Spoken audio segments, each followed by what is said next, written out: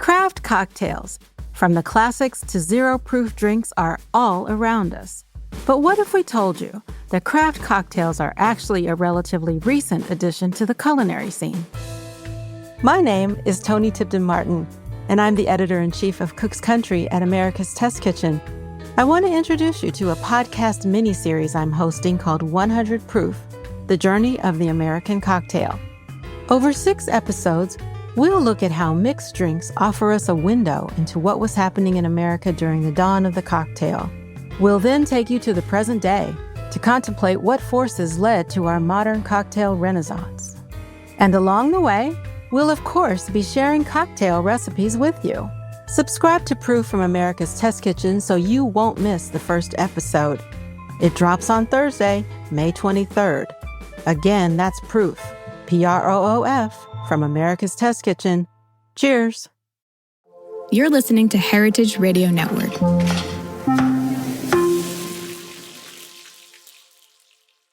You're listening to Heritage Radio Network. Since 2009, HRN podcasts have been exploring the wide world of food, beverage, and agriculture. Learn more at heritageradionetwork.org.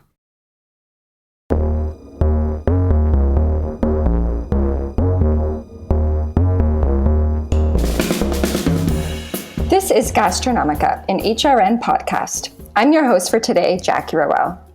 This series is produced in collaboration with Gastronomica, the Journal for Food Studies. Our next issue, summer 2024, will be out soon. Stay tuned to our future episodes to come later in June for a peek into that newest issue. This week, I am welcoming Dr. Anne McBride, a past Gastronomica author and now Vice President of Programs at the James Beard Foundation, and Dr. Tara Scully, Director of Curriculum Development at the Global Food Institute at George Washington University, to talk about their latest work in collaboration on the impact of climate change on independent restaurants. Anne and Tara, thanks so much for joining me today, and welcome to the show. Thank you for having us. Yes, thank you for having us. Oh, so thrilled that we could make this happen, that you could join. To begin, can you briefly introduce yourselves? So where are you based and what kind of work are you doing there? I'm Anne McBride. I'm the Vice President of Programs at the James Beard Foundation. We are a national organization, but based out of New York City. I oversee our policy advocacy, industry support, women's leadership, education, and sustainability work. So I work on industry-facing programs. We talk about new standards for the independent restaurant industry. So we're not just telling chefs they need to do better. We support them with education, and that's what I oversee. Thanks, Anne. And Tara? Hi, I'm Tara Scully. I'm the Director of Curriculum Development for the new Global Food Institute at the George Washington University.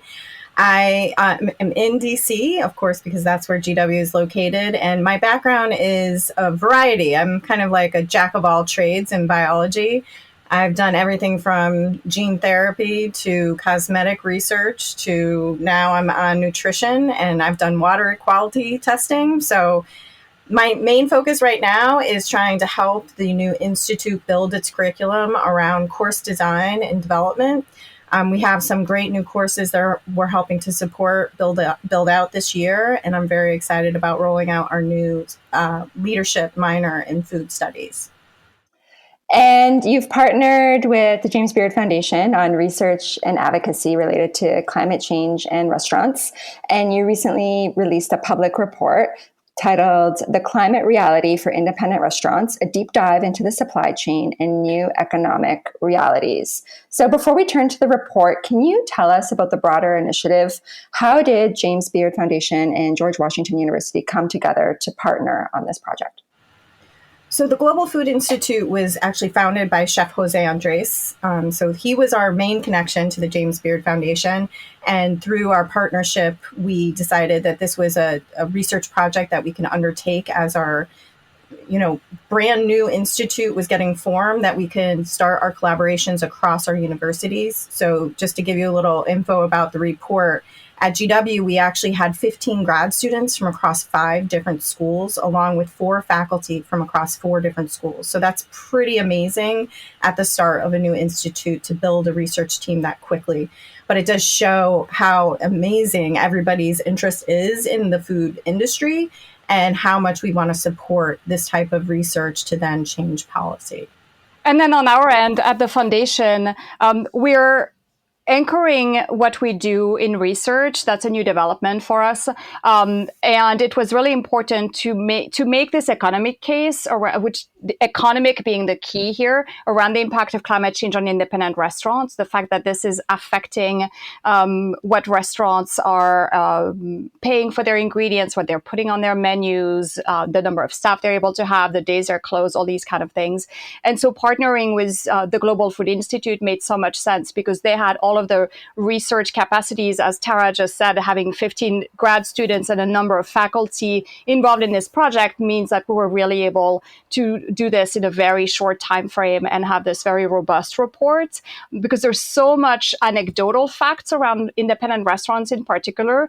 Oh, the menu price has gone up at my favorite place, I'm paying more for this, or they're closed an extra day during the week, etc. But it was really important for us and for everything that we do going forward to move beyond the anecdote and be able to have a lot of robust data, which GW provided in this case, and it's been great. And can you tell us about the campaign, Climate Solutions for Restaurant Survival? So maybe a little bit about the time frame and then the context. When did it launch? Why is now the right time for it? So it launched in February after the publication of the reports was the launch of it. We hosted a press conference, and the timing is there's such urgency around climate issues all around the country that affects everything from the supply to the operation to the number of diners who are eating out, those kind of things. And then there was also connection specifically to the Farm Bill this year. As your listeners might or might not know, the Farm Bill was not passed last year as it should have.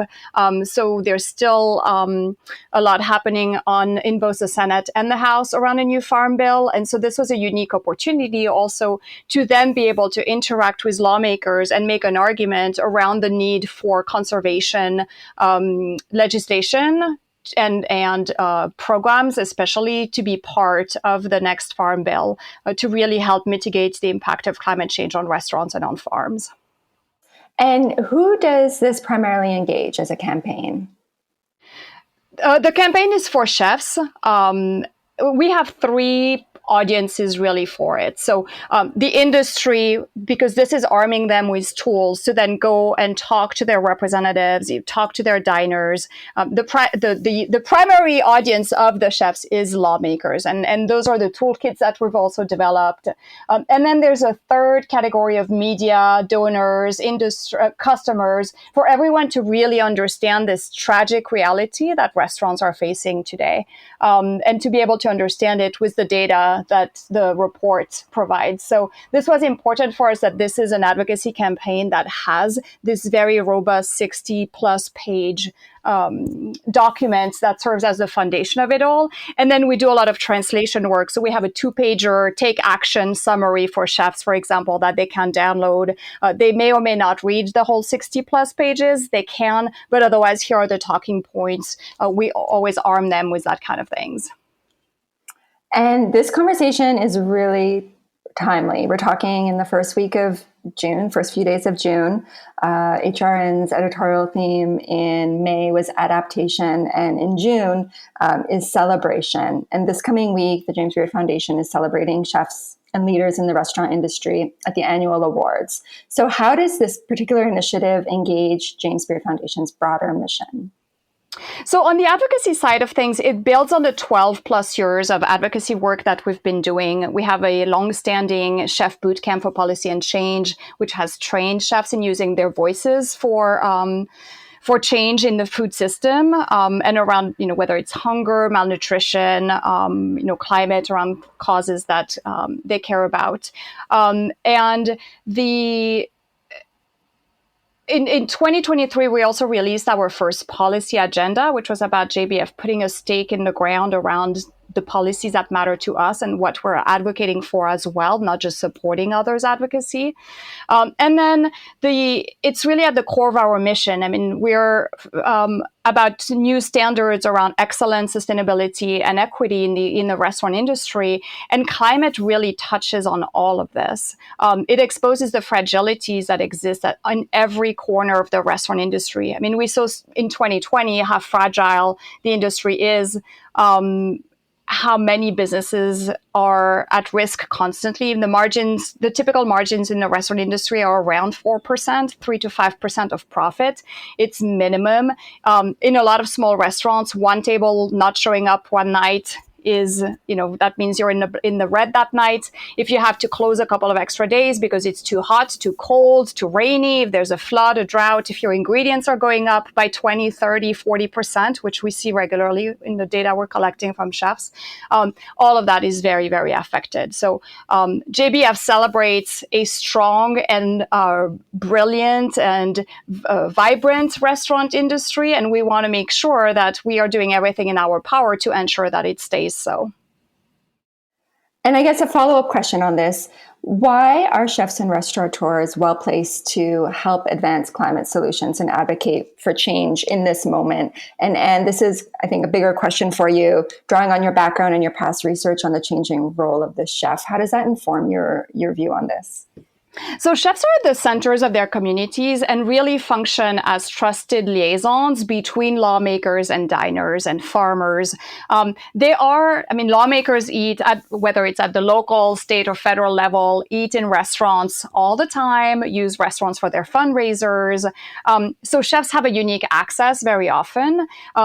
They also obviously interact with a lot of different people, their suppliers, their farmers, their fishmongers, and then their diners. So one chef never represents just one voice, but truly represents thousands of voices. And that's one of the things that we do in terms of helping chefs understand that and platform that for them, help them platform that. And then in this particular case, what we're hearing that really resonates is this economic argument. Chefs, the chefs in our ecosystem who are engaged in this work are small business owners and make a really unique case that lawmakers have not heard before. We keep hearing that over and over in meetings. They're like, oh, I didn't think about that. I didn't think that restaurants were affected by climate change. So it provides a very bipartisan point of engagement also, because it's an economic argument. And it doesn't matter in which district you are or who represents you. If you are arriving at a meeting with a legislator, as a business owner, as a community leader, and saying, here are the numbers, there's no emotion here. Here are the numbers of impact. It's a lot easier for that engagement to happen and to be heard by people on both sides of the aisle, which is really key in Washington right now. And I'd like to turn to the report. And just before I do that, I wanted to share a quote that really resonated with me when I was reading it, from page 10, when you say, our research goal is to chart a course that transforms vulnerability into resilience, leveraging the strengths of independent restaurants and local food supply systems. We envision a future where these restaurants thrive, bolstered by resilient local networks, sustainability, and a shared commitment to our society's well-being. This mission isn't just about culinary passion, it's about safeguarding diverse cultural heritage, supporting our communities, and fortifying our very sustenance. That's the end of the quote. This initiative focuses on independent restaurants specifically. So why? Can you describe the field of independent restaurants in the U.S. And some of their social and economic contributions? And maybe to begin with, what is an independent restaurant? How is it distinct from other operations? So it's a question that we get a lot. How is independent restaurant defined? And actually, Tara and Bill at GW, who are working on this project, one of the things they were hoping to do was have a solid definition of independent restaurant at the end of the project. And that didn't really happen because it's very hard to just It's very challenging. So chef-driven is one of the ways in which we describe it. It is restaurants that are at the that are not owned by corporations, where all the decisions happen in another location, where the food is produced often by commissaries, and that there's no the independent restaurant is about creativity and a lot of input from the chef and a point of view and a perspective and a role in the community that's different. And that's very deeply anchored. Part of that connects very deeply to the food supply also. So very often independent restaurants, this doesn't mean all of them do it, but shop more locally, are more deeply invested with shorter supply chains, will work with fishermen in their communities, with small farmers, et cetera, that are closer to home. And also very often don't have a deep capital to help them weather any sort of strain there. So it is about the scale of the supply chain definitely is one of the big elements of it. And Tara can talk more about that specifically. And I would say another thing to consider is not only are they buying local, they often in our interviews, they speak about doing seasonal menus. But that is getting more challenging to do seasonal menus because there's not 4 seasons anymore. And so the growth of different types of fruits and vegetables is changing in every region. But the independent restaurants, I mean, number one, you just look at the economic impact. And I think that, this is the brilliance of the James Beard Foundation and what they're trying to do is it's not partisan. This is about economics. They are the 5th largest industry in our country. I mean, it blew me away. And actually that changed during the time we were creating the report. They used to be the 6th largest. And then I looked because we were trying to verify everything and they became the 5th largest. And I was like, oh, wait a minute, this is really important. And they garner about $75 billion in wages and they have a really incredible diverse workforce. And I think that's what you were getting at, Jackie, is that, this is about retaining that culture within our communities across the country and also embracing new cultures that come into our country. And that has been an important part of our story as a nation. And that can't be lost on all of these people. Like this, I remember, finding out that one of the pizza shops that we used to go to, it was a Greek pizza shop. And I was like, what? It's not Italian. It was different. It was like, oh, wait, we just had an influx of Greek immigrants to our city. And they know how to make pizza just like Italians do. And it's a little different. And, so I just think about my own experience with the restaurant industry and just really appreciate the amount of work and energy that goes into being an independent restaurant versus having that leverage as, a chain or corporate restaurant. You just don't have the same type of pull. And that's the reason why in the report, you'll notice that we focus on these ideas of food hubs and trying to make sure that we do promote local farms. We do promote that local food chain and trying to make sure that chefs have access, but reasonably priced access too. And this is not just a U.S. thing. This is globally. We see this, spark of innovation around food hubs all across the world. Tara, can I just ask you a follow-up on that? And if you can say a little bit more about what a food hub is and how that's a little bit different from more direct forms of distribution between farms and restaurants. Sure. So we have an example in DC Central Kitchen and the Capital Area Food Bank, for example. They act as food hubs. So they're able to buy large amounts of fruits and vegetables, and then restaurants or independent partners can come to them and buy that fruit and vegetable at a much lower cost. For instance, DC Central Kitchen, they do healthy corners where a corner store that typically would not have fruits and vegetables are able to get fruits and vegetables, and they pair that with the SNAP benefits. And so you're supporting local because they try to get as much local as possible as an institution. And then they're getting it to places that are food apartheids, essentially the typical food desert. I don't like using that term because as a biologist, deserts are natural and they occur naturally, whereas apartheid is not natural, it's human caused. And that's what's happening in these areas. And so it's a wonderful concept. And we can grow these areas and grow these hubs. It's not just about funding, it's trying to figure out what's right for that region, what's right for that jurisdiction. And that's where our policymakers come into play. How can we support these regional areas where they need a little bit more boost to get, maybe a small farm, cooperative up and running that then could have a food hub that then is distributing those fruits and vegetables, and everybody's winning because everybody's being supported. So it's really community-based and community-driven. So focus on the connections and on the relationships in a sense. Yeah, and that's what chefs do. I mean, that's what I love about, this concept of having a data-driven report that's connecting to the people who are our community leaders, the chefs. And that's what, really makes me excited about future work with the James Beard Foundation as well. So one of the things that I was, I think I'd encourage listeners to read the report. It's going to be linked in the show notes, and it's publicly available.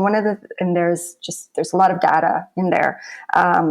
One of the things that I was struck by is the change in farmland over the last several years. So the report details how there's been a consolidation of farmland, a decrease in the number of farms, while cropland for livestock and meat production and commodity crops is expanding. And so the report notes that there was a loss of 67,000 farms between the years of 2012 and 2017. And by my count, it averages to a loss of, on average, 30 farms each and every day over this 6-year period. Can you speak to that? Can you speak to this consolidation of farmland and the impact that might be having on food supply chains and chains and independent restaurants? Mm-hmm. Yep. So focusing on the commodity issue is commodity crops. We don't eat those commodity crops. Most of them, like you pointed out, they're used to either feed animals or they're in ultra processed foods, which is another big concern for us. And clearly it's not something that chefs use. So that's not helpful for the restaurant industry to have more commodity crops out there. We've seen a reduction in the amount of subsidies that are going to medium and small size farms, and a consolidation of the money, the subsidies really going to, or purchasing even from the USDA, going to really about 25 large companies. About 50% of what the USDA actually buys is from just 25 companies. That's an enormous amount of money. And so I think that we need to think more thoughtfully about how we innovate around our small farms and medium-sized farms. There's a lot of new technology out there that's helping to reduce the impact of certain types of crops. Like rice, there's an old way of rice farming that produces much less methane. And this is climate smart. And so we want to support that type of agriculture, but also supporting, I think we pointed out maybe several times in the report, that trees cannot be moved. Once a tree dies, it's dead. You can't just plant a seed the next year and get a new tree that produces apricots or oranges or lemons or limes. So we need to think about our orchard industries across the board, from nuts to fruits, and think about how we go about supporting the growth of those industries and farms, because they are so vulnerable in comparison to any other crop. And I think that we don't think about that, but 90% of the almonds in the world are produced by California. This is an astronomical amount of almonds. And we talk about water supply, that's a whole nother story, but at least thinking about how we go about the practices that are really going to support our restaurants that are trying to survive, that are trying to make it through the local food sources. So I think the consolidation of farming should be concerning. We should think about growing our farms and the amount of farms, and just, focus on those small and medium-sized farms and getting them the money that they need to thrive. And if I can add to that, the getting the money piece of it, that's where the advocacy element is really important. There are a number of programs in the Farm Bill, in the Senate Farm Bill in particular, that address climate smart solutions for agriculture. There are a number of conservation programs for land transition, crop transition, transition to organic practices, etc., that are in place, but they're grossly oversubscribed. So we need more funding for that. The Inflation Reduction Act last year gave the most money that had ever been distributed for climate solutions. That funding is at risk. The funding of a lot of these programs is at risk in the next Farm Bill. So there's a lot of there's a lot that needs to be done there, and this is why chefs can support their suppliers by making themselves heard, and then also talking with their farmers to their lawmakers. And then Tara mentioned the a need for new practices around orchards, for example. And then there's also a huge need around helping new states develop new crops because of temperatures rising or droughts or things like that. So there's a lot of reconversion that needs to happen on a state by state, but really on a national level also. Where do we move almonds if they can't grow in California anymore, right? And those kind of things. So all of that requires resources, and very often it's commodity farms that have been resourced, and not the small farms and the small producers who are on the front line and who are the ones who are being forced to sell their operations or just end up in bankruptcy. So a question, over the course of this collaboration, from the research for the report to the writing to the survey to the kind of current moment of the campaign, are you hearing from chefs and restaurateurs in some parts of the country more than others? And which reasons are you hearing from most in regards to the campaign? And where are you looking to expand outreach? That's a question we get a lot. I think a lot of people expect that the engagement will be more coastal than middle of the country. But that's forgetting that most farms are in the middle of the country, right? So that's where a lot of chefs are even closer to their suppliers than they might be on the coast. So we're really hearing engagement from all over. We recently submitted a letter to Congress around the Farm Bill, and we had chefs from all 50 states, as well as Washington, D.C. and Puerto Rico signing up. Over 500, I think we're at 596 as of this morning. So just an enormous response there. This is resonating with people absolutely everywhere because you might think, I don't know, I live in New Jersey. I might not be as impacted by climate change as I would be in Texas that might have 43 days at 100 plus temperatures. But in reality, our summers are wetter. People might not be going out as much. The famous Jersey tomatoes might be impacted by a lot of rain, all these kind of things. So there's really no corner of the country that's not touched and impacted right now.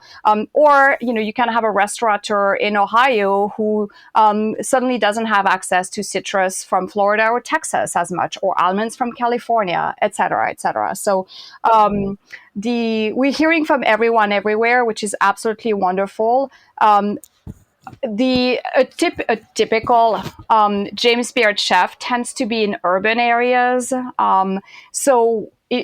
Where we need more engagement and where we need to hear more from, it's certainly from chefs who have restaurants in rural areas, where they might be, one of 5 restaurants in their community, those kind of things, and where they might be in the countryside but surrounded by huge farms and not any small. I mean, that's, if you go to Iowa, you're in the middle of farms everywhere, and it's stunningly beautiful. But there's very little that you can purchase, from small farmers in terms of fruits and vegetables, for example. So I think this is where I'd love to see more chefs. I'd love to see us be able to reach more chefs who are in more rural areas of the country. And I would say in the report, Jackie, you may have noticed we had just a few quotes from different restaurateurs. I got to do the interviews, and what struck me was how easily every single chef was able to talk about climate change, how easily it was to connect to the foods that they're trying to procure, the transportation of those items to their restaurants, the increase in pricing of those items. It was just, it was free flow of like everything that they've been like holed up waiting to talk to somebody about climate change. And it's hard because some customers don't want to hear about that, even though it's really important for them to understand the harsh reality for these restaurateurs. This is not an easy situation for them. They love what they're doing. They love their craft. They love feeding people. And yet they may not be able to feed themselves given the situation.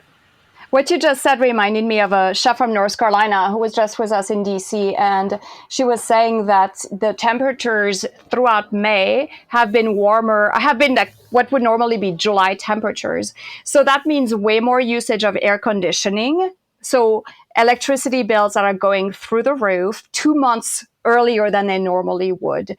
It also means equipment can be more fragile. If you have like the compressors of a refrigerator, for example, when the temperatures are really hot, are much more likely to give up. So you might end up with all these extra costs that you're just not equipped to assume as a small business owner. It's everything everywhere, sadly. And where does the project stand now? And you recently traveled to DC, as you mentioned, to engage Congress and the Biden administration on this issue. Can you tell us about that experience and then the next steps forward for the initiative in the coming weeks and months as the James Beard Foundation works to safeguard investments in conservation?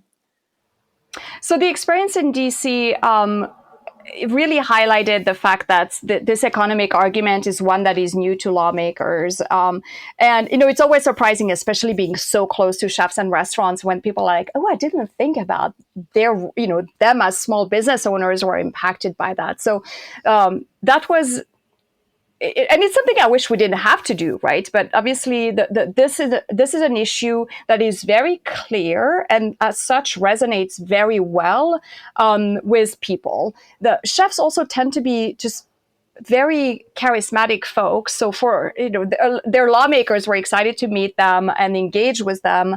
I've seen afterwards some who were posting about, I met with my constituent who owns X amount of businesses, those kind of things, because they make for real stories and real illustrations of issues. So that was very powerful, and it was very affirming from the campaign's perspective of like, all right, this is a crisp argument to which every chef, as Tara said, can add their own piece of evidence, really, and resonate with everyone. And then for the chefs, it was great to hear from Secretary Vilsack, the Secretary of Agriculture, from White House advisors, from U.S. representatives, from the Senate Ag Committee, the whole process, right? And what they can do and how they can use their voices and why their voice is so important.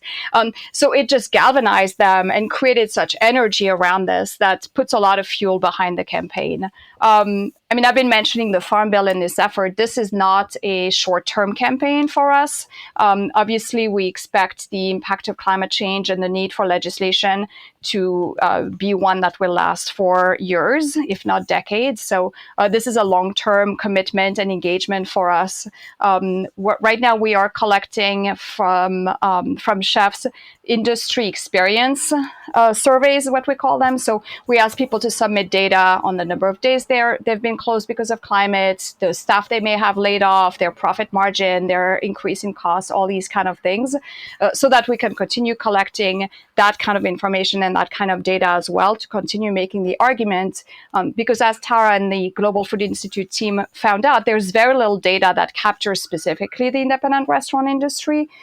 So it's also good for us to have this capsule, if you want, and this vehicle to be receiving a lot of that information. This is a really interesting model of community engaged research. And as you noted in the report, and the report itself can be a catalyst for food system change makers more broadly. Can you tell us, before we conclude, where can listeners learn more about this initiative and how they can get involved? You had mentioned the survey. So where can they find that? So they can go to jamesbeard.org. We have a climate page that is linked on our homepage. I think in the show notes, you'll be able to also put the direct access link to the climate page itself, but otherwise just jamesbeard.org. And we get a lot of questions around people like, I'm not a chef. How do I get engaged? You can use our toolkit as a private citizen to engage in your own private advocacy for sure. And then we are looking at what will be some future stages of the campaign that engage diners as well as chefs. For the moment, we're focused on chefs, but as I said, this is just the beginning. And the report is linked also on the climate campaign page. All the resources there, the press conference at which Tara also participated. So all of the resources are there. And before we conclude, is there anything else you'd like to share with listeners, either about this collaboration or perhaps your upcoming projects? Well, I think this report helps to illustrate how powerful data can be. I think that we didn't know, it was difficult to find the data, but we dug in there and we really, I can't imagine how many meetings that we had, Anne and myself, about the data and the report, and just trying to refine it and make sure that we were really representing the chefs and the independent restaurants in a manner that really supported their reality. And I think that was the message for me. There's evidence out there that this is happening and they need support. And it's not just them. They're looking to their community, their farms, the supply chain. They're looking for transportation to be supported through different initiatives so that they don't have the challenges that they have to feed their customers. And I'll add that because I imagine everyone who listens to the Gastronomica podcast enjoys dining out. I hope that people leave with a slightly greater understanding of the realities of the restaurant business and the fact that if menu prices have gone up at your favorite spots, it is not because chefs are making more money. To the contrary, and it's heartbreaking for them, and it keeps them up at night every single night to make the math work without penalizing their customers even more. It's really, really, really difficult to operate a restaurant these days, and any increase they have to make is just really, it's a risk of losing customers. It's a risk of not being open when what they want is serving people. You get into this business because of hospitality, because you love your community and you love feeding people. And it's really hard to keep that element front and center when you're constantly worried about increased costs. So cut your favorite restaurants a little slack and also visit them. If there's a restaurant you haven't gone to in a while, Go now, make a plan, go next weekend, go this week, support them at off hours, those kind of things. Support your local independent restaurants if you want them to be there next time you have a big celebration that you would like to take place there. Thank you, Anne and Tara, for joining me today. Listeners will find the full report and more details about this work linked in the show notes. The Gastronomica podcast will return later in June with a peek into our next issue coming soon.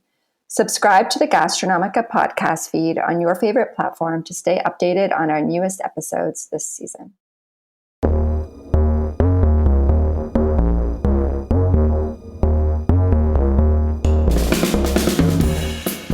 This show is powered by Simplecast. Thanks for listening to Heritage Radio Network, food radio supported by you. Keep in touch at heritageradionetwork.org/subscribe.